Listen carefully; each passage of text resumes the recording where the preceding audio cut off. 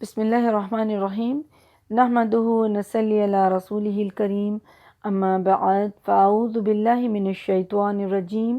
بسم اللہ الرحمن الرحیم رب اشرح لی صدری ویسر لی امری واحلل عقدۃ من لسانی یفقہوا قولی۔ سورۃ اللیل۔ سورۃ اللیل مکی صورت ہے اور یہ 21 آیتوں پہ مشتمل ہے۔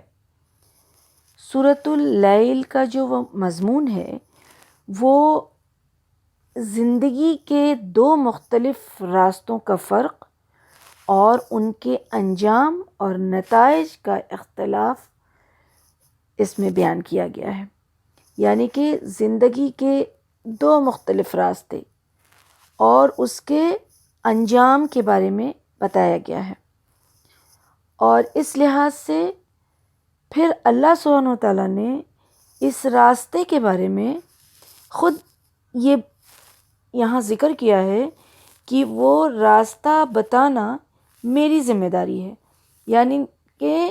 اللہ تعالیٰ نے ذمہ لیا ہے کہ زندگی کے مختلف راستوں میں سیدھا راستہ کون سا ہے، اور یہ سیدھا راستہ ظاہر ہے اللہ سبحانہ و تعالیٰ کی کتاب اور رسول اللہ صلی اللہ علیہ وسلم کے ذریعے سے حاصل ہوتی ہے۔ اور اس کو بیان کرنے کے بعد پھر اللہ سبحانہ و تعالیٰ نے یہ حقیقت بیان کر دی کہ دنیا اور آخرت دونوں کا مالک اللہ سبحانہ و تعالیٰ ہی ہے۔ دنیا مانگو گے تو بھی تم کو اتنا ہی ملے گا جتنا اللہ سبحانہ و تعالیٰ نے تمہارے لیے لکھ رکھا ہے، اور آخرت مانگو گے تو اس دنیا کو دینے والا بھی وہی ہے اور آخرت کو دینے والا بھی یہ وہی ہے۔ تو اب فیصلہ کرنا جو ہے تمہارے ہاتھ میں ہے کہ تم کیا مانگتے ہو، دنیا مانگتے ہو، صرف تم کو دنیا چاہیے، یا آخرت چاہیے اور اس کے ساتھ پھر اللہ سبحانہ تعالیٰ تو تم کو اس کے ساتھ دنیا بھی دے گا۔ تو یہ چیزیں اللہ سبحانہ تعالیٰ نے اس صورت میں بیان کی ہے، اور پھر اس میں بھلا انسان اور جو کامیاب انسان ہے اور بدبخت انسان جو ہے اس کے بارے میں یہ بتا دی گئی ہے کہ اللہ سبحانہ تعالیٰ جو ہے کس سے راضی ہو جاتا ہے اور پھر کس سے ناخوش ہوتا ہے۔ تو دیکھتے ہیں انشاءاللہ۔ واللیل اذا یغشی، رات کی قسم جب وہ چھا جائے، والنہار اذا تجلی، اور دن کی جب وہ روشن ہو، وما خلق الذکر والانثی، اور اس ذات کی جس نے نر اور مادہ پیدا کیے، ان سعیکم لشتی، کہ تمہاری کوشش یقیناً مختلف قسم کی ہے۔ اللہ سبحانہ وتعالیٰ قرآن مجید میں ہر چیز کے جو جوڑے کا ذکر کیا ہے، جس طرح سے دن اور رات، نر اور مادہ، اسی طرح دنیا کا بھی ایک جوڑا ہے اور وہ ہے آخرت۔ جیسے ہر جوڑا اپنی بہت سی خوبی رکھنے کے باوجود بھی مکمل نہیں ہوتا، اسی طرح یہ جہان بھی، یہ دنیا بھی جہاں انسان زندگی گزار رہا ہے وہ بھی مکمل نہیں ہے۔ اس دنیا میں انصاف نہیں ہے،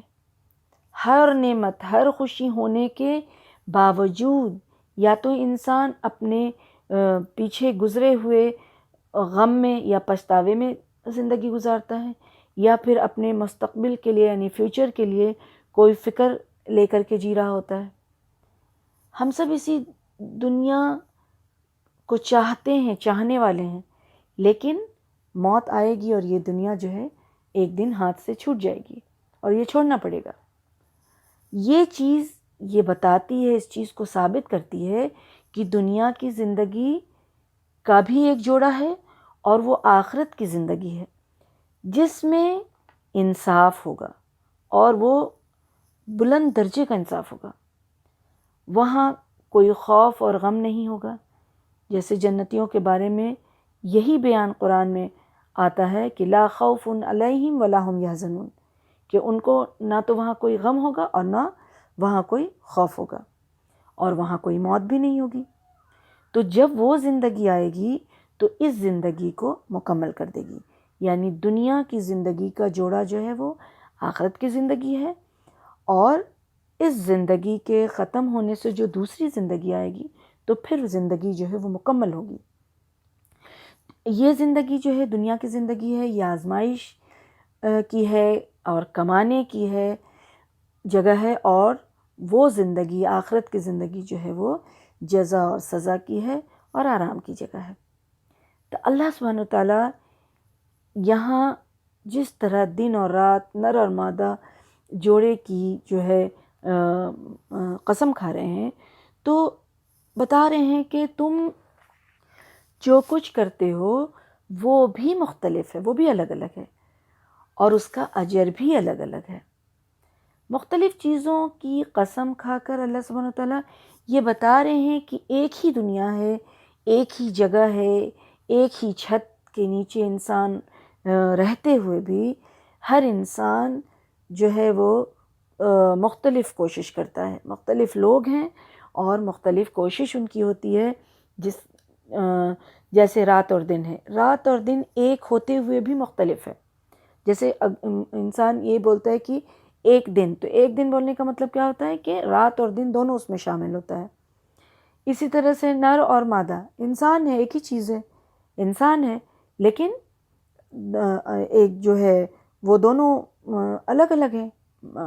نر الگ ہے، مادہ الگ ہے۔ اسی طرح سے ایک انسان کے اندر برائی اور اچھائی وہ بھی الگ الگ ہے۔ انسان ایک ہے، اس کے اندر صفت ہے، صفت ایک چیز ہے، بری صفت اور اچھی صفت، تو کسی میں بری صفت ہے، کسی میں اچھی صفت ہے۔ تو یہاں بتایا جا رہا ہے کہ دو مختلف کوشش اور دو مختلف انجام، محنت مشقت کرنے والے کی زندگی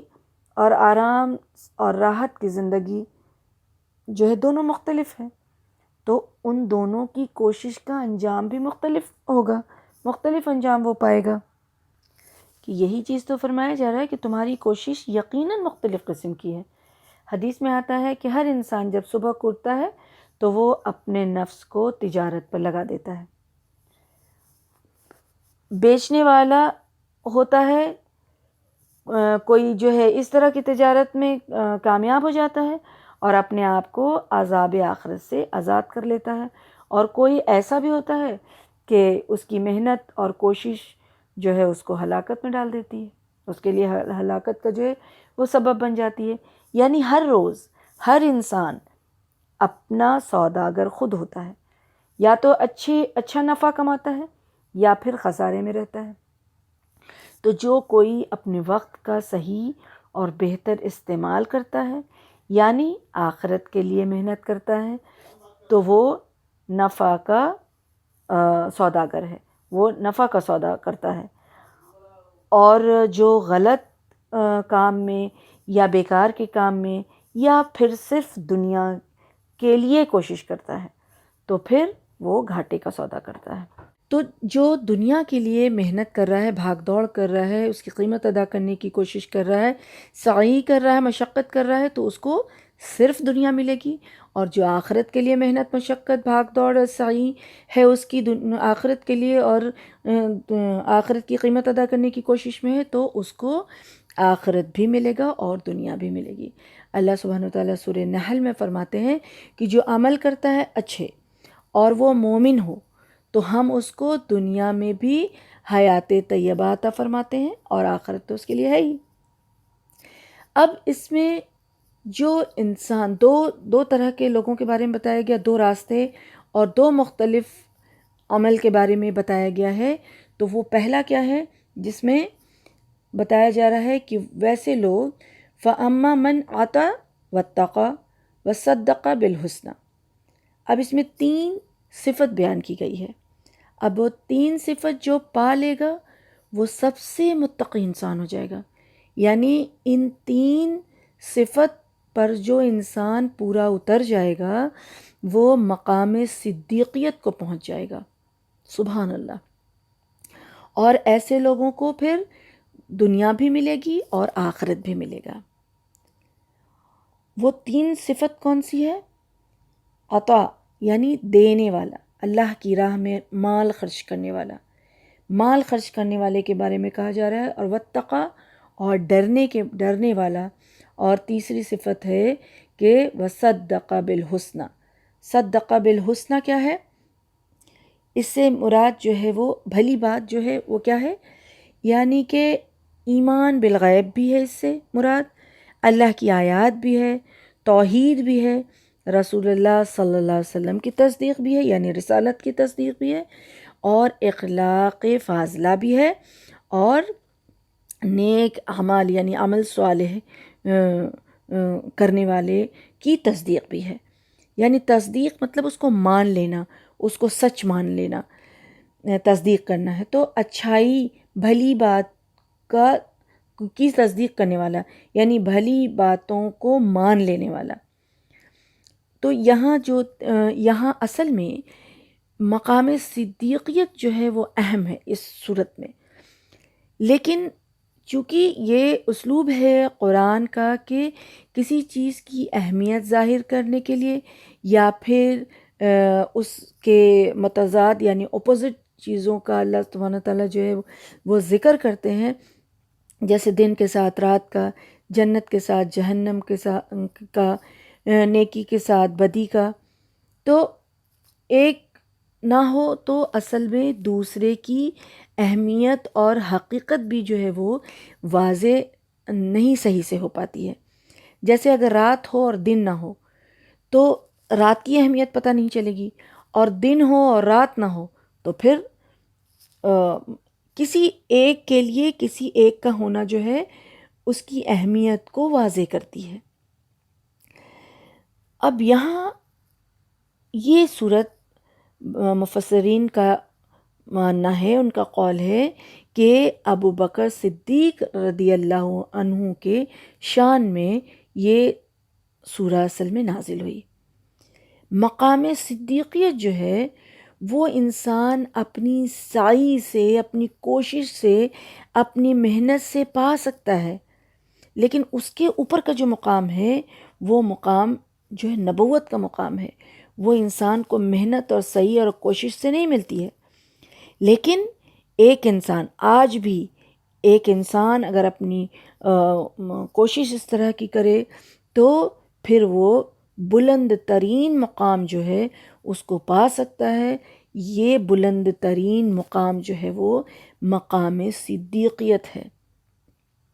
تو اصل میں اس صورت میں وہی ذکر ہے. اور یہ 3 اوصاف کے بارے میں پہلے ہم لوگ دیکھیں کہ وہ کیا ہے. تو پہلا ہے دینے والا، عطا کرنے والا. یعنی کہ مال دینے سے انسان جو ہے وہ اپنے آپ کو پاک کر لیتا ہے. کس چیز سے پاک کر لیتا ہے؟ ایک تو مال دینا زکوٰۃ ہے جو فرض ہے شریعت میں. اسلام میں کوئی انسان آتا ہے تو اس پر زکوٰۃ دینا فرض ہے، اور وہ تو اس کو دینا ہی دینا ہے، ورنہ تو یہ وہی اسلام سے ہی خارج ہو جائے گا. تو وہ دینا. اس کے علاوہ اللہ کی محبت میں مال کا خرچ کرنا جو ہے اس کو پاک کر دیتا ہے. کس چیز سے؟ دنیا کی محبت سے. اور جو اس مال کی محبت ہے وہ وجہ ہی بنتی ہے دنیا کی محبت کی. تو انسان کے روحانی ترقی کے راستے میں جو بھی چیز آئے اس کو دور کر کے اپنے نفس کو پاک کر دینا ہی تزکیہ کرنا ہے. اور یہ جو اللہ کی رضا کے لیے، اللہ کی خوشنودی کے لیے اس کی راہ میں مال خرچ کرنا جو ہے وہ بہت ضروری ہے. کس لیے؟ اسلام کی طرف جو انسان آئے، اور وہی انسان آئے گا جو دنیا سے بچ کر آخرت کی کامیابی چاہے گا. دنیا سے بچ کر آخرت کی کامیابی چاہے گا، یعنی اپنے نفس میں اس کو اچھائی کی صفت جو ہے وہ پیدا کرنا پڑے گا، تبھی یہ چیز ہوگی. اور اس میں سب سے بڑی جو چیز ہے مال سے محبت نہیں رکھنا. یعنی جب وہ مال سے محبت نہیں رکھے گا اور تو اس کو دنیا سے اتنی رغبت نہیں رہے گی، اور تب اس کی نظر جو ہے وہ آخرت پر رہے گی. آخرت پر رہے گی۔ اس لیے بہت سب سے پہلی جو ضروری چیز ہے اور جو بھی بتائی گئی ہے جو یہاں اوصاف، وہ ہے مال کا اللہ کی راہ میں خرچ کرنا۔ اور دوسری جو صفت بتائی جا رہی ہے، دوسرا جو اوصاف ہے وہ کیا ہے؟ واتقا، جو ڈر گیا، ڈرنے والا، یعنی تقوی اختیار کرنے والا، یعنی پرہیزگار انسان، پرہیزگاری اپنی زندگی میں لانے والا۔ تو نیک اور برائی، نیکی اور برائی کو جو انسان سمجھتا ہے، جو اس کے فرق کو سمجھتا ہے اور جس کے اندر یہ احساس ہے، جو اپنا قدم جو ہے وہ پھونک پھونک کر رکھتا ہے کہ کہیں اس سے کوئی کچھ غلط نہ کام ہو جائے، کسی کا دل نہ اس سے ٹوٹ جائے، کسی کی جو ہے عزت پامال اس کی وجہ سے نہ ہو جائے، کوئی حرام چیز میں نہ پڑ جائے، یا پھر کچھ ایسا نہ ہو جائے کہ اللہ کے یہاں اس کی پکڑ ہو، کسی پر زیادتی نہ ہو جائے، یا پھر اس کی وجہ سے کسی کو کسی طرح کی تکلیف نہ ہو۔ ان ساری چھوٹی بڑی چیزوں کا خیال رکھنے والا، اور جو ہے وہ یہ تمام چیزیں جو ہے انسان کے اندر سے شر اور برائی کو روکنے والا جو تمیز ہو انسان کے اندر، اور وہ ہونا چاہیے، وہی تقویٰ ہے۔ یعنی کہ اس کے اندر حس موجود ہو، وہ اللہ کے سامنے جواب دہی سے ڈرتا ہو اور اس کی فکر کرتا ہو۔ تیسری جو صفت بتائی گئی ہے وہ کیا ہے؟ صدق بالحسنہ، یعنی کہ بھلی باتوں کی تصدیق کرنے والا۔ تو اس میں وہ ساری چیزیں آ جائیں گی، اللہ کی آیات بھی ہے، توحید بھی ہے، رسالت بھی ہے، اس کی تصدیق کرنا، یعنی اس کو سچ مانتا ہو کہ ہاں یہ حق ہے۔ اور یہ چیزیں جو ہے تصدیق وہ انسان نہیں کرتا ہے جس کے اندر کبر ہوتا ہے، جس کے اندر انا ہوتا ہے، جس کی وجہ سے انسان کے اندر ایک ہٹ دھرمی، ایک تعصب جو آ جاتا ہے، اور وہ کہیں نہ کہیں جو ہے اس کو تصدیق کرنے سے، حق کی یہ جو بھلی بات کی تصدیق کرنے سے روک دیتا ہے۔ یہ جو ہر نیکی کی تصدیق کرنے والی بات ہے، یہ جو ہر نیکی کی تصدیق کرنے والے اوصاف ہے، یعنی یہ جو تیسری صفت جو بتائی جا رہی ہے، یہ تیسرا جو اوصاف ہے، ہر کوئی اس کو نہیں کر پاتا ہے۔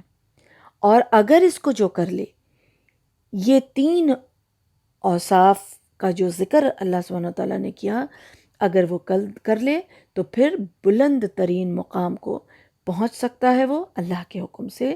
اللہ کے اذن سے، کیونکہ کوئی بھی چیز ہے وہ اللہ کے اذن کے بغیر جو ہے، اللہ کی مرضی کے بغیر تو ہو ہی نہیں سکتا۔ تو اللہ کے حکم سے انسان کوشش کرے، اس کی کوشش اور محنت اور بھاگ دوڑ، اور یہ تین صفت اس کے اندر جو رہے گا، تو پھر وہ انسان جو ہے اس مقام کو اللہ کے حکم سے پا سکتا ہے۔ اب چونکہ یہ ماننا ہے کہ یہ صورت اور یہ آیتیں جو ہے وہ ابو بکر صدیق رضی اللہ عنہ کے اس میں نازل ہوئی ہے، تو سب سے پہلے ابو بکر صدیق رضی اللہ عنہ جو ہیں وہی ہیں جنہوں نے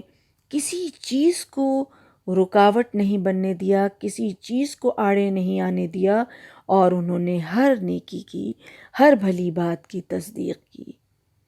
اللہ کے رسول کی تصدیق کی، کلمہ توحید کی تصدیق کی، ہر نیک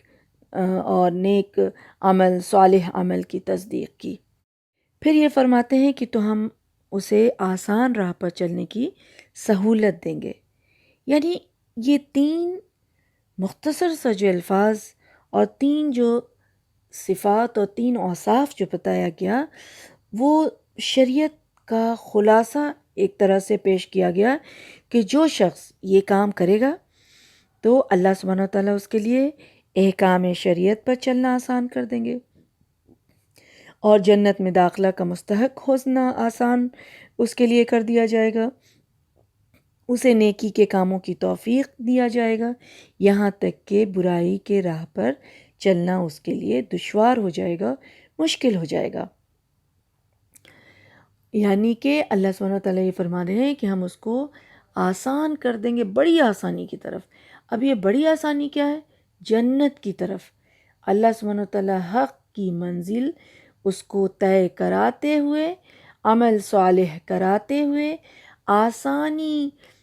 کرتے جائیں گے اور جنت تک پہنچا دیں گے۔ سبحان اللہ، اللہم اجعلنا منہم، اللہم اجعلنا منہم، آمین یا رب العالمین۔ اللہ سبحانہ وتعالیٰ سے دعا مانگتے رہنا چاہیے کہ اللہ سبحانہ وتعالیٰ ہم سب کو بھی ایسے لوگوں میں شامل کر دے۔ اب ان صفات کے بالکل مختلف صفت کے لوگوں کی بات ہو رہی ہے، اور وہ کیا ہے؟ وَأَمَّا مَن بَخِلَ وَاسْتَغْنَى وَكَذَّبَ بِالْحُسْنَى وَسَنُيَسِّرُهُ لِلْيُسْرَى، یعنی کہ وہ انسان جو بخیل ہو، بخل کرتا ہو اور بے پرواہ ہو، اور وہ بھلائی کو جھٹلانے والا ہو، تو ہم اسے بھی تنگی کی راہ پر چلنے کی سہولت دے دیں گے۔ پہلے جس شخص کے بارے میں بات ہوا، یعنی نیک شخص کے بارے میں، نیک گروہ کے بارے میں، نیک لوگوں کے بارے میں بات ہوئی کہ وہ کیسے ہوں گے، یا ایک شخص جو ہے وہ کیسا ہوگا جو نیک ہوگا، اس میں جو 3 صفت ہوگی تو وہ بلندی کے اس میں پہنچ سکتا ہے۔ اور وہ 3 صفت کا اپوزٹ صفت یہاں بتایا جا رہا ہے کہ وہ خرچ کرنے والا نہیں ہوگا، بلکہ کیسا ہوگا؟ بخیل ہوگا، بخل کرنے والا ہوگا۔ وہ اللہ کی راہ میں ہرگز مال خرچ کرنے کو تیار نہیں ہوگا، اور اگر خرچ کرے گا بھی تو اپنی ذات پر خرچ کرے گا، اور ایسے کاموں میں خرچ کرے گا جس سے اس کو شہرت ملے، اس کا نام ہو، اور اس کو اپنے نفس کی ہی بس خوشی جو ہے حاصل ہو، اور اپنی زندگی وہ ایسا بسر کرتا ہوگا۔ پہلے شخص کے بارے میں، نیک شخص کے بارے میں کیا بتایا گیا؟ یعنی جو صدیقیت کو پہنچ سکتا ہے وہ ہوگا تقوی والا، پرہیزگار انسان ہوگا، پھونک پھونک کا قدم رکھنے والا ہوگا۔ اور یہاں کیا ذکر ہو رہا ہے کہ اپنی زندگی ایسے بسر کرتا ہے جیسے اس کا خالق اور مالک اس کے سر پہ کوئی ہے ہی نہیں، اور اگر وہ زبانی اقرار کرتا بھی ہے تو اپنی عملی زندگی جو ہے، اس کی زندگی میں کوئی ایسا عمل نہیں ہوگا، وہ اللہ کے احکام سے بالکل بے نیاز ہوگا اور بے پرواہ ہوگا، اور ہر بھلائی کی بات کو، یعنی کہ چاہے وہ توحید کی بات ہو، چاہے رسالت کی بات ہو، اللہ کی آیات کی بات ہو، عمل صالح کی بات ہو، سب کو جھٹلانے والا ہوگا وہ انسان۔ تو ایسے لوگوں کے لیے اللہ سبحانہ وتعالیٰ جو ہے جنت کا راستہ آسان کر دیں گے، اور نیکی اور بھلائی کی راہیں جو ان کے لیے بہت ہی مشکل بنا دی جائے گی۔ ان کی زندگی جو ہے وہ گناہ اور حرام کے کاموں میں ہی زیادہ تر گزرے گی، اور جو بھی ان کی کمائی ہوگی وہ کچھ بھی آخرت میں کام دینے والی نہیں ہوگی۔ اور کذب بالحسنی کیا ہے کہ اس کو یہ یقین نہیں کہ اللہ کی راہ میں خرچ کریں گے تو اسے اس کا بدلہ دیا جائے گا، اسے یہ یقین نہیں کہ ہم توحید کا اقرار کریں گے اور توحید پہ زندگی گزاریں گے تو آخرت جو ہے ہمارا سنور جائے گا، اسے یہ جو ہے وہ یقین نہیں کہ رسول اللہ صلی اللہ علیہ وسلم کی تعلیمات پہ ہم اگر عمل کریں گے تو ہمیں اللہ سبحانہ تعالیٰ ہم سے راضی ہوگا، ان چیزوں کا اس کو یقین نہیں ہوگا۔ تو اسی کو کہا جاتا ہے کذب بالحسنی، یعنی بھلائی کو جھٹلانے والا۔ پہلا شخص جو ہے جس کے بارے میں بتایا گیا وہ تو تصدیق کرنے والا ہے، اس کو سچ ماننے والا ہوگا، اور دوسرا کیسا ہوگا کہ وہ جھٹلانے والا ہوگا۔ اب یہاں ہم لوگ دیکھیں کہ کچھ لوگ جو ہیں وہ نیکی کے جو 3 اوصاف بتائے گئے اس میں 2 اوصاف تو پھر بھی انسان کر لیتے، یعنی یہ جو مختلف عمل کی بات بتائی جا رہی ہے نا کہ مختلف انسان مختلف عمل کرتا ہے، لیکن 3 نیک اوصاف جن کے اندر آئیں تو وہ صدیقیت کو پہنچ سکتا ہے، اور کچھ لوگ 2 اوصاف کو کر لیتے ہیں لیکن تیسرا نہیں ہوتا ہے۔ اب اس کی مثال ہم دیکھیں، ہم سب جانتے ہیں کہ ابو طالب جو ہیں رسول اللہ صلی اللہ علیہ وسلم کے چچا، انہوں نے رسول اللہ صلی اللہ علیہ وسلم کو 10 سال مکے میں یعنی کہ ان کی حفاظت فرمائی اور ان کی ہر طرح سے مدد کی۔ یعنی دنیا میں جو اسباب اللہ سبحانہ و تعالیٰ نے اختیار کرنے کے لیے کہا ہے۔ تو یہ جو دنیاوی اسباب ہے، اصل امان اور اصل جو حفاظت ہے وہ تو اللہ کی ذات کرنے والی ہے، لیکن دنیاوی اسباب کے طور پہ ابو طالب جو ہیں وہ بہت بڑے سہارا تھے رسول اللہ صلی اللہ علیہ وسلم کے۔ 10 سال انہوں نے ہر طرح سے مدد کی، لیکن وہ ایمان نہیں لے کے آئے۔ آخر میں انہوں نے نیکی کی تصدیق نہیں کی۔ وہ جان بوجھ کر کے بھلائی کو وہ جانتے تھے اور کہتے تھے کہ ہاں بھتیجے، تمہاری ساری بات جو ہے وہ حق ہے، وہ سچ ہے، اور وہ مانتے تھے اس چیز کو، لیکن جاتے جاتے بھی اسلام قبول نہیں کیے کہ دنیا کیا کہے گی۔ یعنی ان کی وہی انا کی بات کہ لوگ یہ سمجھیں گے کہ ابو طالب جو ہے وہ موت کے خوف سے جو ہے وہ بدل گیا۔ تو یہ چیز انا جو ہے ان کو اس چیز سے روک دی کہ وہ اسلام قبول نہیں کر سکے۔ اسی طرح سے متیم بن عدی جو ایک شخص تھا، وہ ایماندار نہیں تھا، ایمان والا نہیں تھا، لیکن ابو طالب کے دنیا سے جانے کے بعد رسول اللہ صلی اللہ علیہ وسلم کو جو مکے میں جو 2-2.5 سال 3 سال کے قریب جو وقت گزارا مکے میں رسول اللہ صلی اللہ علیہ وسلم نے، تو اس میں یہ متیم بن عدی نے بہت ہی ان کی حفاظت فرمائی، یعنی کہ ان کو امان دیا، اور اس نے کہا کہ آپ مکہ والوں کو کہ یہ محمد جو ہیں صلی اللہ علیہ وسلم میری امان میں ہے، ورنہ رسول اللہ صلی اللہ علیہ وسلم کے تو قتل کا لوگوں نے منصوبہ بنا لیا تھا، بالکل تیار کر کے رکھا تھا۔ تو اس طرح سے یہ لوگ جو تھے، پہلی صفت جو ہے وہ کیا تھا؟ دینے والے تھے، اور ان کے اندر نیکی اور برائی کی سمجھ بھی تھی، لیکن چونکہ ایمان نہیں تھا تو وہ چیز جو ہے وہ آگے بڑھ کے تقویٰ کا اختیار اس شکل میں نہیں لے کے آئی کہ اللہ سبحانہ وتعالیٰ کے سامنے پیشگی ہوگی اور جواب دینا ہوگا، تو وہ تو ایمان لانے کے بعد ہوتا ہے۔ لیکن جو لوگ ایمان نہیں لائے ہوتے ہیں ان کے اندر بھی تقویٰ ہوتا ہے۔ وہ تقویٰ کیا ہوتا ہے؟ وہ تقویٰ ہوتا ہے اچھائی اور برائی کا فرق کرنا، کہ اچھی چیز کیا ہے، بری چیز کیا ہے، نیکی کیا ہے، برائی کیا ہے۔ ایمان لانے کے بعد پھر وہ درجہ اس کا بلند ہوتا ہے، لیکن ان کے اندر ایمان نہیں تھا، لیکن یہ چیزیں تھیں ان کے اندر۔ اور تیسری چیز جو تھی، صدق بالحسنی، انہوں نے نہیں کیا، تصدیق نہیں کی، اور جس کی وجہ سے یہ ایمان ان کو نصیب نہیں ہوا، تو پھر وہ دونوں اچھائی بھی جو ہے وہ بیکار ہو گئی۔ اب تیسری جو مثال ہے وہ کیا ہے؟ ابو لہب کی۔ وہ ابو لہب جو تھا، وہ ابھی جو صفت بتائی جا رہی ہے، بخیل بھی تھا اور بے پرواہ بھی تھا، اور یہ جھٹلانے والا بھی تھا بھلائی کو، نیکی کو، یعنی حق کا جھٹلانے والا بھی تھا۔ اور دوسرا ولید بن مغیرہ، یہ دونوں جو تھے وہ ہر خیر سے خالی تھے، تو بخیل بھی تھے، غافل بھی تھے، اور کذب بالحسنی بھی تھے۔ تو اس طرح سے انسان کی مختلف سعی، مختلف کوشش ہوتی ہے، اور اسی کے بنا پہ پھر ان کا انجام بھی مختلف ہوگا۔ صحیح بخاری میں آتا ہے کہ رسول اللہ صلی اللہ علیہ وسلم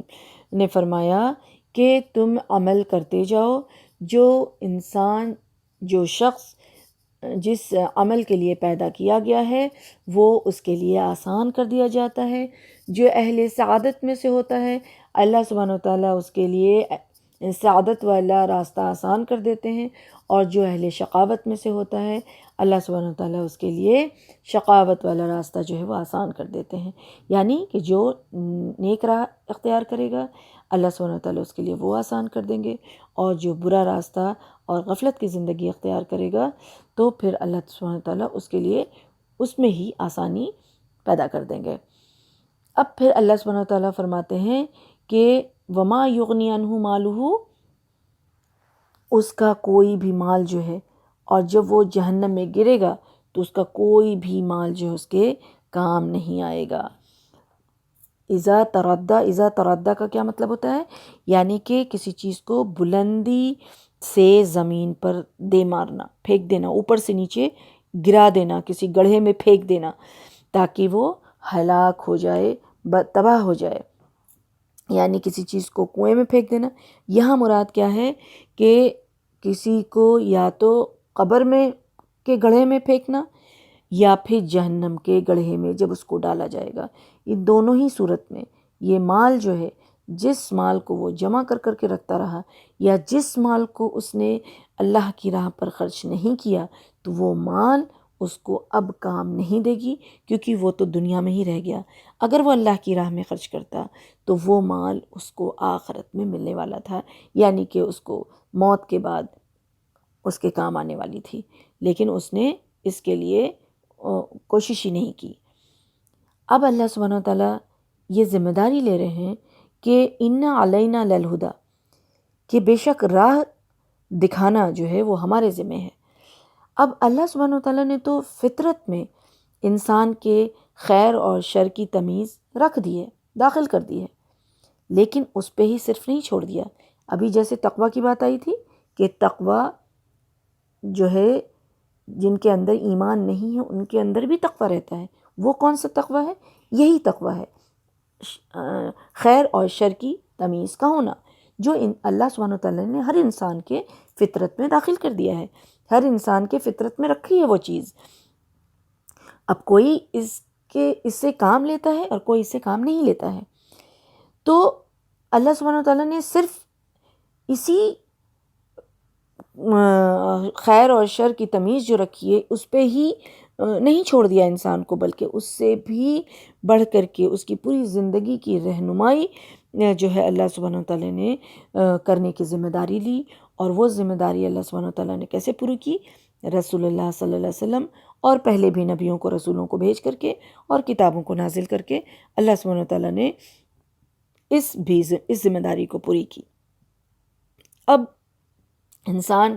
کے اپنے اوپر ہے کہ وہ کون سا راستہ اختیار کرتا ہے، صحیح راستہ اختیار کرتا ہے یا غلط راستہ اختیار کرتا ہے، فائدہ مند راستہ اختیار کرتا ہے یا گھاٹے کا راستہ جو ہے وہ اختیار کرتا ہے۔ تو اس کے مطابق جیسا وہ عمل کرے گا پھر اس کا انجام ہوگا۔ پھر اللہ سبحانہ وتعالیٰ کلیئر فرما رہے ہیں کہ آخرت اور دنیا دونوں کے لیے جو ہے وہ ہم ہی مالک ہیں، دونوں کے مالک ہم ہی ہیں۔ اب جو شخص جو ہے چاہتا ہے کہ دنیا اس کو ملے، یعنی دنیا کا جو طلبگار ہوتا ہے، ہم اسے دنیا ہی دیتے ہیں اور وہ بھی اتنی ہی دیتے ہیں جتنی ہم چاہتے ہیں، اور ہم سے جو آخرت کا طلب کرتا ہے، جو آخرت کا طلبگار ہوتا ہے، اسے ہم آخرت تو ضرور دیتے ہیں اور دنیا بھی اتنی ضرور دے دیتے ہیں جتنی اس کے مقدر میں ہے۔ پھر آگے فرمایا کہ لہٰذا میں نے تمہیں بھڑکتی آگ سے ڈرا دیا ہے، اس میں وہی گرے گا جو بڑا بدبخت ہوگا، جس نے جھٹلایا اور منہ پھیرا۔ یعنی کہ آگ سے ڈرا دیا گیا، جہنم کے بارے میں بتا دیا گیا، اب وہی لوگ گریں گے۔ اور یہاں جو بدبخت کی بات آئی ہے، یعنی وہ 3 صفت سے خالی لوگ، یعنی کلی طور پہ خیر سے محروم، جیسے ابو لہب اور ولید بن مغیرہ جیسے شخص، یعنی بخیل بھی اور غفلت کی زندگی بھی گزارنے والے، اور کذب بالحسنی بھی، یعنی کہ نیکی کو جھٹلانے والے بھی، بھلائی کو جھٹلانے والے بھی ہوں گے۔ تو یہاں جو خاص آگ کی بات ہو رہی ہے وہ آگ ہے جہنم کی، وہ آگ مشرکوں اور کافروں کے لیے تیار کی گئی ہے، اور اس میں وہی بدبخت لوگ داخل ہوں گے، کیونکہ یہاں بدبخت کی بات آ رہی ہے، اور بدبخت وہی ہے جس میں تینوں ہی خیر سے وہ خالی انسان ہو۔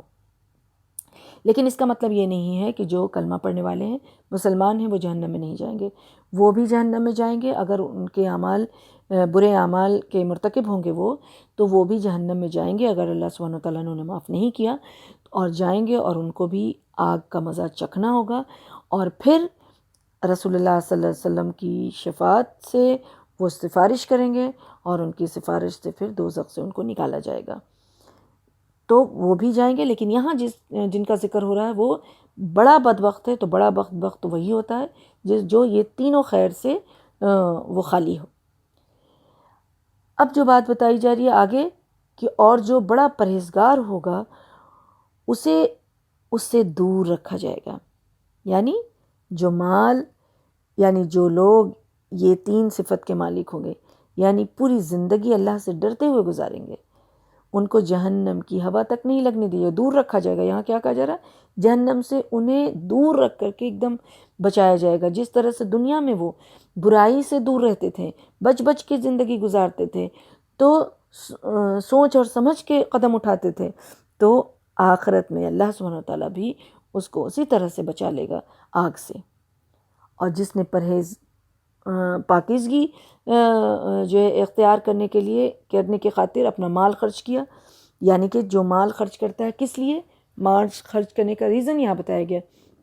کہ پاکیزہ ہونے کے لیے۔ کس چیز سے پاکیزہ ہونے کے لیے؟ سب سے پہلے تو مال کا پاک ہونا، اور دوسری چیز جو ہے وہ بخل سے پاک ہونا۔ یعنی انسان کے اندر ایک بیماری ہوتی ہے، وہ بیماری بخل کی بیماری۔ بخل کی بیماری سے پاک ہونے کا طریقہ کیا ہے؟ کہ مال کو اللہ کی راہ میں خرچ کرے، مال کو خرچ کرے۔ تو وہ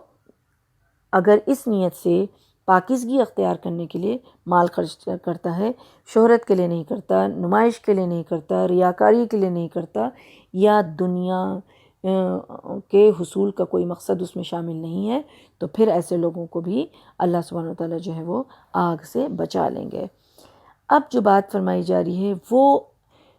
جو ہے وہ ابو بکر صدیق رضی اللہ عنہ کے شان میں آیت نازل ہوئی ہے، اور وہ کیا ہے کہ اس پر کسی کا کوئی احسان نہ تھا جس کا وہ بدلہ چکاتا۔ وَمَا لِأَحَدٍ عِندَهُ مِن نِعْمَةٍ تُجْزَىٰ إِلَّا ابْتِغَاءَ وَجْهِ رَبِّهِ الْأَعْلَىٰ وَلَسَوْفَ يَرْضَىٰ، بلکہ اس نے تو محض اپنے رب برتر کی رضا کے لیے مال خرچ کیا، اور جلدی ہی وہ خوش ہو جائیں گے۔ تو یہاں ابو بکر صدیق رضی اللہ عنہ کی طرف اشارہ ہے، کیونکہ وہی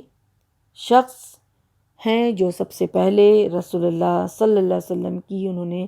تصدیق کی، ایمان کی تصدیق کی، رسالت کی تصدیق کی، اور ہر قدم قدم پر رسول اللہ صلی اللہ علیہ وسلم کی تصدیق کرتے تھے وہ۔ اور پھر اسلام کے لیے وہ چونکہ ابو بکر صدیق رضی اللہ عنہ جو تھے وہ بہت مالدار بھی تھے، وہ تجارت کرتے تھے، کپڑے کا تجارت تھا ان کا، اور ان دنوں ہوتا یہ تھا کہ اگر کوئی غلام کسی کا ایمان لے کے آ گیا، مسلمان ہو گیا، تو پھر اس کے اوپر بہت ہی اذیت دی جاتی تھی، ان کو بہت ہی ظلم کیا جاتا تھا ان کے اوپر، اور پھر ان کا مالک جو ہے ان کو بہت ایذا دیتا تھا، مارتا پیٹتا تھا، اور ہر طرح سے۔ تو ایسے غلاموں کو ابو بکر صدیق رضی اللہ عنہ جو ہے وہ خریدتے تھے، اور منہ مانگی قیمت دیتے تھے ان کے لیے، منہ مانگی قیمت دیتے تھے کہ وہ شخص اسلام لے کے آیا ہے، مسلمان ہو گیا ہے، اور اس کو اذیت دی جا رہی ہے، تو رسول اللہ صلی اللہ علیہ وسلم سے بھی برداشت نہیں ہوتا تھا، اور وہ ابو بکر صدیق رضی اللہ عنہ کو اشارہ کرتے تھے، اور پھر ابو بکر صدیق رضی اللہ عنہ جو ہے اپنا مال، اپنا ذاتی مال جو ہے وہ اس کے لیے ادا کرتے تھے، اور منہ مانگی قیمت دیتے تھے، منہ مانگی قیمت ادا کر کے اس کو خریدتے تھے اس شخص کو، اور پھر اس کو آزاد کر دیتے تھے۔ کہا جاتا ہے کہ کم سے کم 17 غلاموں کو اس طرح سے انہوں نے جو ہے وہ کافروں کے چنگل سے چھڑایا، اور اس کو نجات دلائی، ان کے لیے قیمت ادا کی، اور پھر ان کو آزاد کر دیا۔ یہاں تک کہ اسلام کی دوسرے بھی راہ میں کوئی بھی دوسرا مقصد ہوتا تھا، تو اسلام کی خاطر جو ہے ابو بکر صدیق رضی اللہ عنہ جو ہے اپنا مال، اپنا جان کبھی بھی قربان کرنے کے لیے جو کبھی بھی پیچھے نہیں ہٹے۔ تو یہ جو صفت ابو بکر صدیق رضی اللہ عنہ میں تھی، اور انہوں نے اسلام کے لیے جو ہے بہت ہی خدمت کیا، جس کے بارے میں رسول اللہ صلی اللہ علیہ وسلم جب ان کی طبیعت جو ہے آخری گھڑی میں ناساز تھی، تو اتنی تکلیف تھی ان کو کہ سر پہ اپنے جو ہے وہ سر مبارک پہ کپڑا اپنا باندھے ہوئے تھے، اور پھر وہ باہر نکلے اور باہر جا کر کے جو ہے ممبر پہ بیٹھے اور انہوں نے اللہ کی حمد و ثنا بیان کی، اور اس کے بعد فرمایا کہ لوگوں میں سے کسی کا بھی مجھ پر جان و مال کے لحاظ سے احسان اتنا نہیں ہے جتنا کہ ابو بکر صدیق رضی اللہ عنہ کا ہے، سبحان اللہ۔ اور انہوں نے پھر یہ حکم دیا کہ سب کی کھڑکیاں جو ہے وہ بند کر دی جائیں جو مسجد میں کھلتی ہیں، مسجد نبوی میں جو کھڑکیاں کھلتی ہیں سب کی کھڑکی جو بند کر دی جائے، صرف ابو بکر صدیق رضی اللہ عنہ کی کھڑکی کو جو ہے وہ چھوڑ دیا جائے۔ تو یہاں ابو بکر صدیق رضی اللہ عنہ کے کمال درجے کی فضیلت جو ہے وہ ثابت ہوتی ہے۔ اللہ تعالیٰ کی بارگاہ میں وہ متقی بھی جو ہے ان کو متقی کا بھی لقب ملا، اور پھر اللہ سبحانہ وتعالیٰ نے ان کو یہ بھی فرمایا کہ اللہ کے نزدیک جو ہیں وہ عزت والے ہیں، اور پھر اللہ تعالیٰ نے ان کی مالی قربانیوں کو جو ہے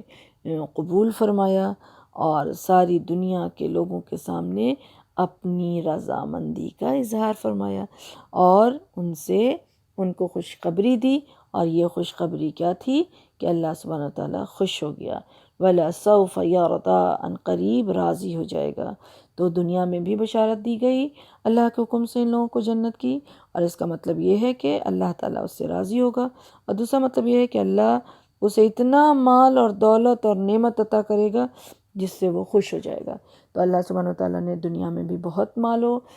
دولت اور نعمت عطا فرمائی، اور آخرت بھی ان لوگوں کے لیے جو ہے وہ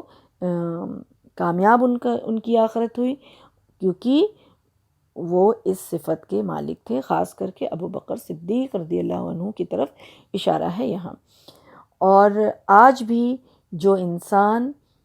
ان تینوں اوصاف کا مالک ہو جائے تو وہ اس بلند درجے کو پا سکتا ہے۔ اللہ سبحانہ وتعالیٰ سے دعا ہے کہ اللہ سبحانہ وتعالیٰ ہم سب کو آخرت کے لیے سعی کرنے والا، آخرت کے لیے کوشش کرنے والا، اس کے لیے جو ہے مشقت کرنے والا اور محنت کرنے والا بنا دے، اور اللہ سبحانہ وتعالیٰ اپنی بارگاہ میں قبول فرمائے۔ آمین یا رب العالمین، وما علینا الا البلاغ۔